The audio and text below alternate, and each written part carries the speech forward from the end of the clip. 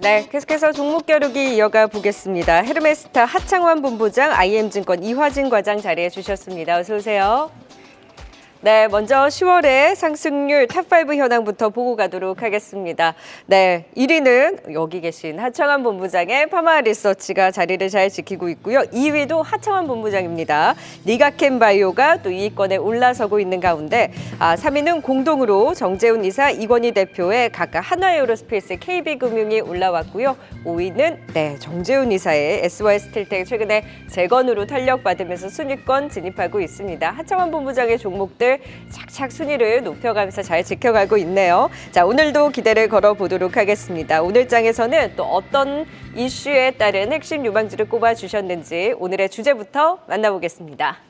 네, 화장품주 실적도 속속 발표를 하고 있는 가운데 최근에 중국의 부양에 대한 기대까지 맞물리면서 중국향으로도 다시 한번 기대가 실리고 있죠. 하지만 우리는 무엇보다 북미, 일본향으로 해외로 다양하게 진출하고 있는 국내 화장품주에 대해서 여전히 긍정적인 시각을 가지고 지켜보고 있습니다만 최근 들어서는 워낙 종목별로 각계 전투를 보이고 있다 보니 두 분의 시각은 어떤지 좀 궁금합니다.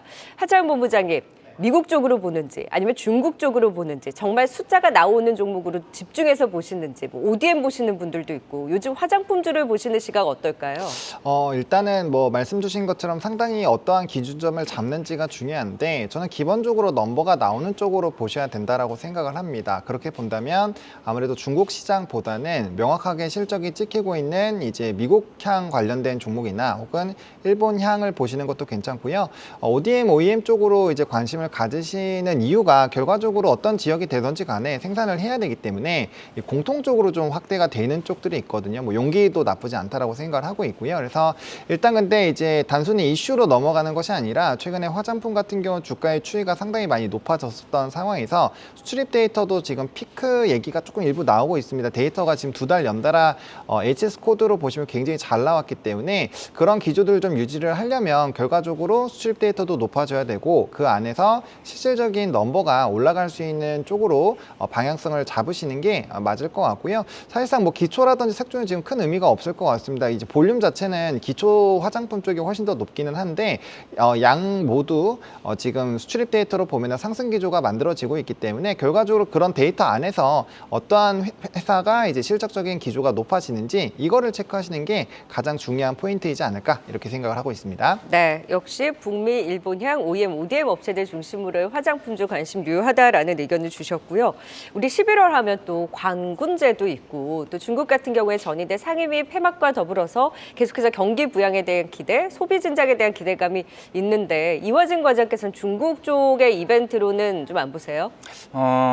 일단은 어느 정도에 대한 개선은 보이겠지만은 우리가 2015년, 16년대에 이제 중국에 대한 분위기는 좀 예전만큼은 아닐 수는 있다고 생각을 하고 있습니다. 물론 이제 우리가 코로나 때도 그만큼 점유율을 많이 빼앗다시피 중국 이제 로컬 이제 코스메틱 화장품도 워낙 이제 일반 대중화된 중저가형 화장품은 이제 많이 치고 올라온 상황이기 때문에 사실 경쟁력 측면 물론 중국 소비가 살아나게 된다고 하게 되면은 수혜는 맞지만은 옛날만큼 보따리 상에 와가지고 그런 상황은 제가 봤을 때는 거기까지는 좀 아닐 거라 생각하고 있습니다. 물론 이번 아모레퍼시픽에서도 중국이 어느 정도 큰 좀 변수라고 생각을 하고 있고 만약에 4분기에도 아모레퍼시픽이나 여러 국내 중국 이제 노출도가 높은 이제 화장품 회사들 같은 경우가 만약에 적자에 대한 부분이 많이 크게 감소했다라고 하게 되면은 그게 어느 정도의 주가를 반등시킬 수 있는 요인이 되겠지만은 그래서 일단은 그게 상승에 대한 반전을 크게 시켜줄 수 있는 부분은 좀 아니라 좀 생각을 하고 있고 오히려 유럽과 북미 쪽에 대한 모멘텀이 더 부각되어야 또 추가적인 상승이 좀 나올 수 있지 않을까 좀 생각하고 있습니다. 네, 두 분 다 중국보다는 여전히 북미라든지 기타 다른 지역으로 숫자를 낼 수 있는 화장품주를 보는 것이 맞다라는 의견을 주셨는데요. 그렇다면 지금도 매수가 가능한 핵심 유망주 어떤 종목을 꼽아 오셨는지 바로 확인해 보도록 하겠습니다. 자, 하창원 본부장은 펌텍 코리아 용기업체죠. 그리고 실리콘투도 대장을 이화진 과장을 갖고 오셨습니다. 펌텍 코리아 여기 아직 실적 안 나왔죠? 네, 아직 안 나왔습니다. 네. 일단 실적에 대한 기대감이 굉장히 높은데 이 회사 같은 경우는 아시다시피 이제 2분기가 성수기입니다. 미리 만들어서 나가야 되기 때문에 2분기가 성수기인데 이번이 처음으로 이제 성수기보다 더 높은 실적이 나오지 않을까라는 기대감이 굉장히 많이 나오고 있고 거기에 맞는 증권가 리포트들이 좀 많이 나오고 있는 상황입니다. 특히나 목표 주가가 현재 주가가 39,300원인데 이제 48,000원대로 좀 나와 있기 때문에 아무래도 좀 목표 주가 상향도 좀 강하게 나오고 있는 상황이고요.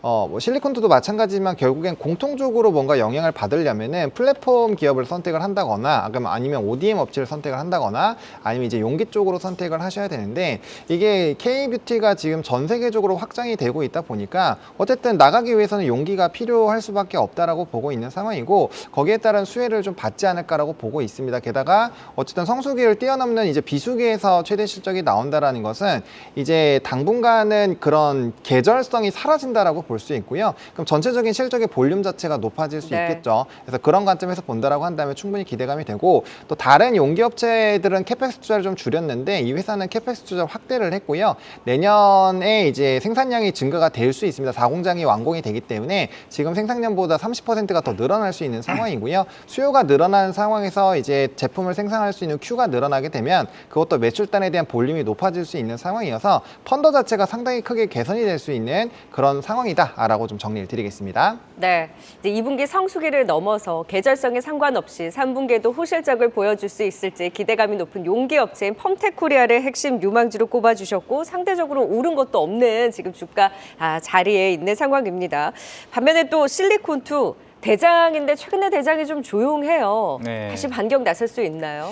네, 사실 뭐 올해 상반기 때부터 특히 1분기 실적부터 이제 주가가 많이 올라왔었고 그동안 올해 내내는 이제 북미 쪽에 대한 이제 치중이 좀 많이 높아졌다면 물론 상반기 때도 네덜란드나 폴란드 쪽의 유럽향 분위기도 굉장히 좋았었지만은 아마 이제 내년 상반기 때는 유럽에 대한 비중이 점차적으로 올라갈 것으로 보이고 있습니다. 당연히 이제 미국도 성장하면서 이제 비중이 더 커지긴 하겠지만은 물론 지금 시장에서 나오고 있는 거는 이제 특히 영국에서 이제 번츠 이제 그 뷰티 플랫폼 업체에 이제 입점했다는 게 굉장히 중요할 것으로 보이고 있습니다. 네덜란드, 폴란드, 이번에는 영국입니다. 그만큼 영국 시장도 물론 프랑스가 더 크긴 하겠지만은 여러 다수 국내 브랜드 뭐 VT나 티리티르나 조선미녀나 여러 이제 브랜드를 같이 여러 개 입점을 하는 측면에서는 그런 이 유통 플랫폼 업체로서에 대한 수익성 마진이 점차적으로 커질 수 있다는 점에 조금 굉장히 분위기가 좋아질 수 있다는 거죠. 네. 물론 이제 우리가 미국 쪽만 계속 꾸준히 얘기를 해왔지만은 유럽, 그 다음이 또 중동입니다. 아랍에미리트 쪽에 대한 수요가 더 가파라질 것으로 보이고 있기 때문에 그나마 최근에 화장품들의 주가들이 굉장히 안 좋았던 측면에서는 어떻게 보면 실리콘투가 그동안 35,000원 이상대를 계속 지지를 해왔다는 거는 그만큼 향후에 뭐 가이던스나 이런 컨센에 대한 기대감이 계속 꾸준히 더 클 수 있다는 점에 좀 실리콘투가 계속 유지될 수 있지 않을까 생각하고 있습니다. 3분기 실적도 좋을까요? 충분히 뭐 1분기가 워낙에 컨센 자체가 보다 훨씬 높은 서프라이즈가 나왔었고 2분기가 3분기는 어느 정도 안정적 추세에 있다라고 하게 되면 4분기 때는 3분기가 이제 어느 정도 2분기에 대한 기대감보다는 조금 나아질 거고 아마 4분기 특히 컨코에서 나올 얘기가 이미 여러 브랜드가 입점되면서 특히 아까 블랙 프라이데이나 아마존 프라임데이와 같은 부분들이 그 제거 부분들이 4분기 매출로 인식될 가능성이 굉장히 높기 때문에 4분기 기대감이 더 크지 않을까 생각하고 있습니다. 역시 연말 소비 시즌을 기대하면서 3분기를 넘어서 4분기 더 큰 기대를 가져가는 실리콘투가 대장의 기반을 보여줄 수 있을지 오늘 또 종목 겨루기 실리콘투 펌텍코리아로 오늘의 주제 화장품주에 대한 핵심 유망주까지 찾아봤습니다. 지금까지 하창완 본부장 이화진 과장과 도움 말씀 들어봤습니다. 고맙습니다. 계속해서 다양한 경제 이슈를 알고 싶다면 구독과 좋아요, 알림 설정 부탁드립니다. AI 캐스터 권미정이었습니다.